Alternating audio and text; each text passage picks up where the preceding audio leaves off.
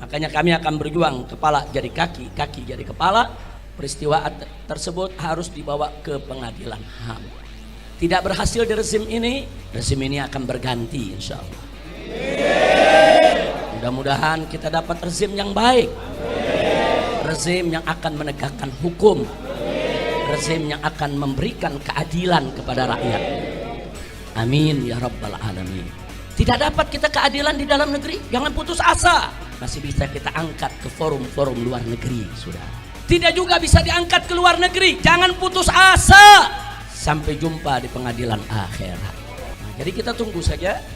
Sebentar lagi insya Allah dengan kekuatan doa Anda semua, Allah akan buka habis-habisan itu di dunia sebelum di akhirat. Tentu di akhirat siksa yang Allah siapkan jauh lebih pedih lagi, saudara. Nah, jadi cerdaslah. Ngebohong itu kan perlu cerdas juga ya, ikhwan. Ngebohong juga perlu cerdas. Ini udah ngebohong bodoh lagi.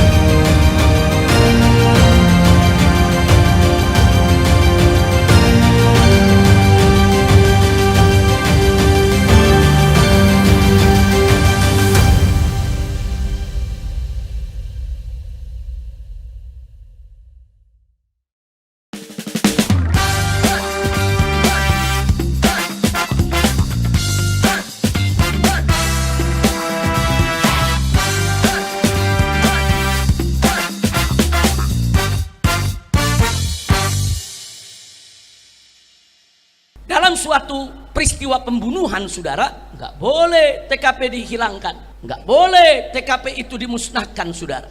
Dengan diratakannya TKP di sana ada terjadi, saudara, pejabat negara yang menggunakan wewenang untuk menghilangkan barang bukti, termasuk penghilangan CCTV.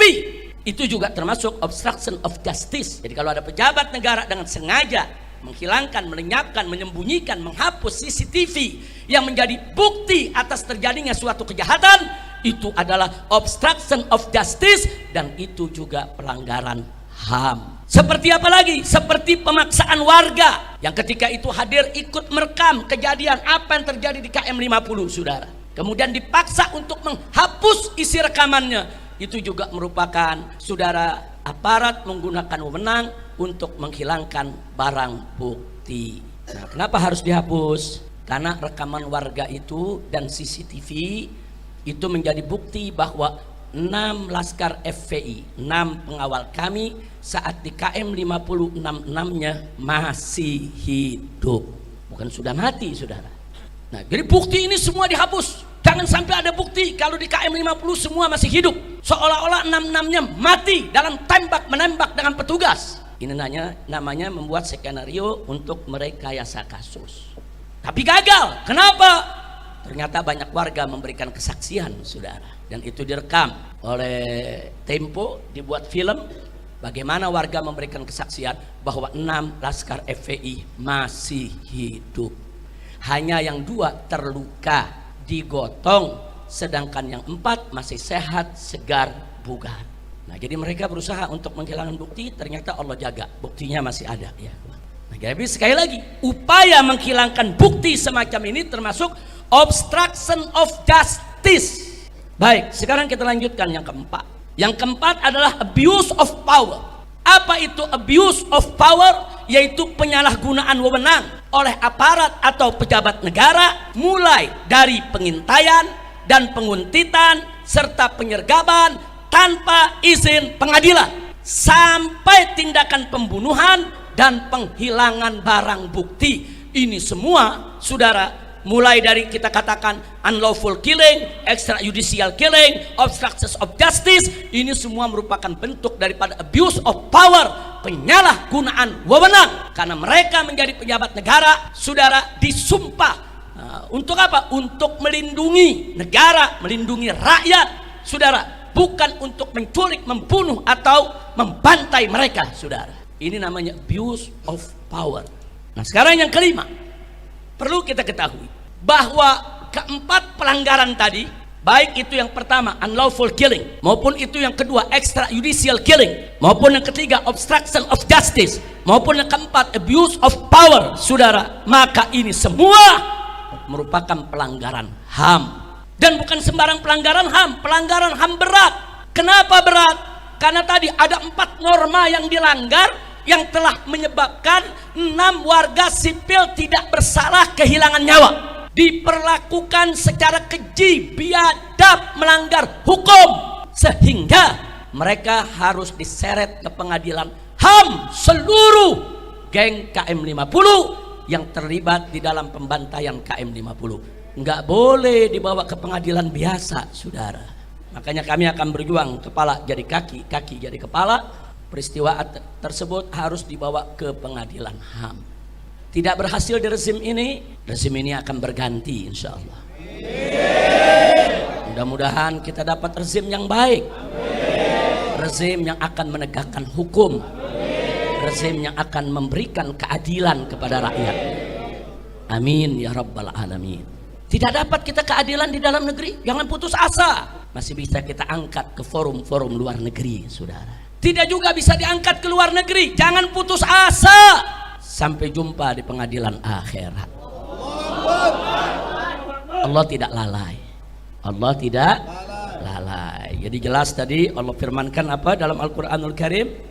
Tegas Allah nyatakan, wala tahsabannallaha ghafilan amma ya'malu zalimun. Jangan kamu kira Allah lalai dari apa-apa yang dilakukan oleh orang-orang zalim. Enggak ya kawan, Allah enggak lalai. Allah enggak lalai. Tapi bagaimana cara Allah membuka mereka sungguh indah. Allah buka satu persatu tanpa kita kira ya kawan. Allah buka satu persatu tanpa kita duga. Bahkan Allah buka satu persatu yang kita sendiri nggak pernah tahu kalau yang bersangkutan pernah terlibat, saudara. Subhanallah. Allah buka dengan satu peristiwa pelanggaran HAM yang lain, yaitu peristiwa Satgasus, saudara, yang mana terjadi yang kita kenal dengan kasus Sambo, saudara. Allah buka semua. Allah buka satu persatu. Siapa yang bisa buka itu kalau bukan Allah ya kawan? Alhamdulillah. Itu bukti kalau Allah tidak diam. Allah tidak lalai. Allah tidak akan biarkan orang-orang zalim itu, saudara, tertawa riang dengan kezalimannya. Nah, jadi kita tunggu saja. Sebentar lagi insya Allah dengan kekuatan doa Anda semua, Allah akan buka habis-habisan itu di dunia sebelum di akhirat. Tentu di akhirat siksa yang Allah siapkan jauh lebih pedih lagi, saudara. Amin ya rabbal alamin. Nah sekarang baik, yang berikutnya yang ingin saya garis bawahi, ada skenario palsu dan gagal terkait KM50. Skenario palsu dan gagal. Skenario yang mana? Yang disampaikan dalam siaran pers KM50 di Polda Metro Jaya, saudara, yaitu pada siang hari kejadian. Kejadian di pagi hari, siang hari ada siaran pers, saudara. Di sana dikatakan bahwa semua mobil berisi 10 laskar FPI setelah pepet-pepetan di jalan turun dari mobil lalu serang petugas dengan aneka senjata tajam dan aneka senjata api, sehingga petugas terpaksa bela diri dengan menembak mati 6 laskar FPI, sedang yang 4 melarikan diri. Ini versi polisi, ini kata polisi. Kapan bicara begitu? Ya di siaran pers, kan di YouTube tersebar ya. Silakan aja kita setel lagi, kita buka. Bukan fitnah, bukan hoax, bukan berita bohong, bukan. Silakan, ada semua, saudara. Jadi skenarionya, jadi mobil FPI ini pepet-pepetan dengan mobil petugas, kemudian berhenti, ada 10 orang turun pakai senjata menyerang petugas. Nah, karena petugas mau diserang, maka petugas kan boleh bela diri. Maka petugas langsung keluarkan senjata, menembak mati 6 laskar dan yang 4 melarikan diri. Kata polisi. Kira-kira jelas ya? Nah, ternyata siaran pers tersebut saudara bohong, sebar hoax, sebar fitnah. Kenapa? Satu, sebab bahwa mobil 6 syuhada yang ada depan kita saat ini saudara berisi hanya 6 orang laskar, bukan 10 orang laskar. Jadi hanya berisi supir dengan 1 orang di sampingnya, duduk 2 laskar di tengah dan duduk 2 laskar lagi di belakang. Jadi dari sini saja sudah kelihatan bohongnya. Dari mana kami tahu isi daripada mobil tersebut? Karena sebelum kami berangkat, Panglima Laskar memeriksa semua mobil. Di mobil pertama siapa isinya, di mobil kedua siapa isinya, di mobil ketiga siapa isinya.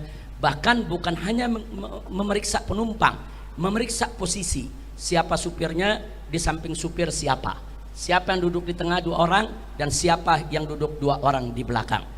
Nah, jadi artinya apa? Artinya sebelum kami berangkat, kami sudah punya peta, kami sudah punya data. Nah, itu mobil siapa saja yang ngisi dan seterusnya.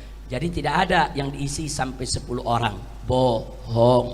Nah, baik, yang kedua, bahwa 6 syuhada tidak bawa senjata tajam, apalagi senjata api. Adapun aneka senjata tajam dan senjata api yang dipamerkan saat siaran pers KM50 di Polda Metro Jaya hanya berdasarkan kesaksian tunggal sepihak dari polisi. Itu pun tanpa uji balistik senjata api. Sudah, senjata api itu mestinya kalau manusia tuh ada forensiknya saudara. Senjata api juga ada namanya uji balistik. Apalagi kalau senjata api itu asli, terdaftar, nanti ketemu siapa pemiliknya. Nah, jadi tanpa dilakukan, tahu-tahu sudah disebut ini semua punya Laskar FPI. Siapa saksinya? Nah, jadi kalau polisinya cerdas, andai kata benar FPI itu bawa senjata Laskar, kalau mereka cerdas, begitu mereka sergap, mereka bunuh, mereka rekam dulu. Rekam mobilnya, buka pintunya, lihat ada barang apa di dalam. Nah, itu orang baru percaya. Nah, bukan tahu-tahu saudara barang itu sudah ada begitu saja. Oh, itu gampang. Orang mudah mencerna ya ikhwan. Berapa banyak habis bunuh orang, taruh pisaunya di tangan orang yang dibunuh, selesai. Itu banyak terjadi di mana-mana. Jadi kesaksian ini hanya sepihak.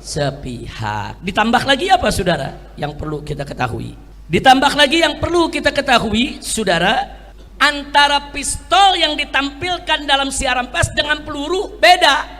Ini kan lucu saudara. Pistolnya revolver yang berisi 6 peluru itu ya ikhwan, pelurunya orang tahu. Tapi peluru yang ditampilkan itu peluru senapan sergap semua. Apa memang FPI punya ilmu? Pistol revolver pakai apa aja bisa? Atau Laskar FPI punya ilmu mungkin pistol mana saja pakai batu pun bisa? Nah, jadi cerdas lah. Ngebohong itu kan perlu cerdas juga ya ikhwan. Ngebohong juga perlu cerdas. Ini udah ngebohong bodoh lagi. Kira-kira jelas? Ada lagi, waktu siaran pers dikatakan ini senjata api asli, ditunjukkan. Besoknya berubah, katanya senjata rakitan. Ada, kita simpen. Itu bukti siaran pers semua kita simpen ya. Hari berikutnya berubah lagi. Enggak, ini senjata asli polisi yang dirampas oleh Laskar. Jadi pertama dibilang senjata asli milik Laskar. Besok berubah senjata rakitan milik Laskar. Begitu diprotes oleh netizen, berikutnya lagi berubah lagi. Katanya senjata asli milik polisi dirampas Laskar. Luar biasa. Saya mau tanya, kita pakai akal yang sehat lah. Saya mau tanya, saudara, akal sehat bisa terima itu? Bisa terima itu? Masuk bisa berubah-ubah. Kan dari hari pertama kan udah ketahuan itu asli atau bukan. Kenapa bisa dirubah-ubah? Kenapa dirubah? Karena kalau dikatakan asli nggak sesuai dengan skenario, jadi perlu rakitan. Ternyata rakitan kurang pas juga sama skenarionya. Oh, kalau gitu ini dirampas saja supaya nanti cocok sama cerita. Nah, ini namanya cocokisme atau cocokiologi. Ilmu mencocok-cocokkan supaya bohongnya kelihatan benar. Kira-kira jelas ya? Tahu cocokiologi tahu ya? Nah, baik.